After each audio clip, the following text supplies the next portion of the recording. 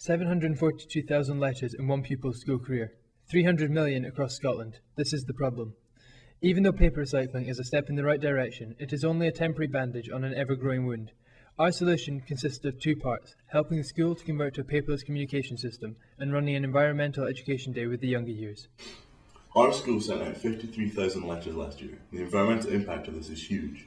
This volume of paper produces 50 kilograms of CO2 with ink alone. Nationally, this is over 135 tonnes. For a school, this has the added disadvantage of being expensive and inefficient, costing between £5,000 and £10,000 on raw materials and requiring additional staff.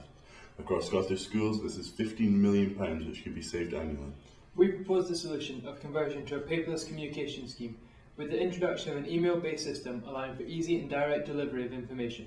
Initially, we gathered feedback and advice from other institutes that introduced a similar scheme, before talking to the headmaster and IT department about our proposed idea. Although we had large parental backing, there was much resistance from management over difficulties in implementing the scheme. However, having illustrated the benefits, work began, and after months the system was officially opened at the start of term and now serves over 1,000 families. Such a scheme has helped cut our paper usage from letters to almost zero, and if introduced nationally could have extraordinary environmental and economic benefits. Well, I'm very happy to endorse and applaud the efforts of the Tree Huggers project, and the team have had significant input into discussions with pupils, involvement with the Eco Club. The system is up and running and it's been very warmly welcomed. So from my perspective, I'm very grateful indeed and would like to commend the boys on their input. The main event of our project was a Tree Awareness Day in the junior school. Our aim was to give the children a better knowledge and understanding of the trees in their local area and the impact that damage or loss of these trees could have. We believe by educating the younger generation there is a high likelihood that their mentality will change. It was vitally important to us that the lessons were enjoyable and engaging to ensure the children got the most out of the day. To help us achieve this, we enrolled the help of 70 sixth-year volunteers, because we all know that young children can find it a bit boring being taught by their teacher all the time. We taught our volunteers the lessons and set them loose on their task. The oldest years took part in the orienteering course in the school grounds in small groups. Each checkpoint had a challenge which was centred on teaching the children in an exciting and diverse way. For example, they had to match leaves to the types of trees. All these activities not only educated the children but encouraged teamwork. The primary 4 and 5 activity was an interactive quiz which involved a lot of running around their classroom as they had to decide the answers to various environmental related questions such as how much of the world's land is covered in forest. This was followed by a group work activity where the kids came up with various ideas for alternatives to using paper, including some quirky ideas such as writing on banana skins and returning to the Stone Age and writing on rocks with chalk.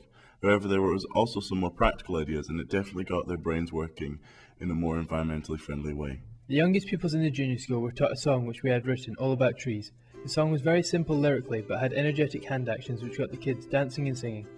The children all had great fun and we know that the song and its message certainly stayed with them, as we have heard many stories from parents about how their children haven't stopped singing. The day was a huge success with almost 800 pupils being taught by our brilliant volunteers. We have received a huge amount of positive feedback from all levels of the school, from the pupils themselves up to the head of the junior school and headmaster.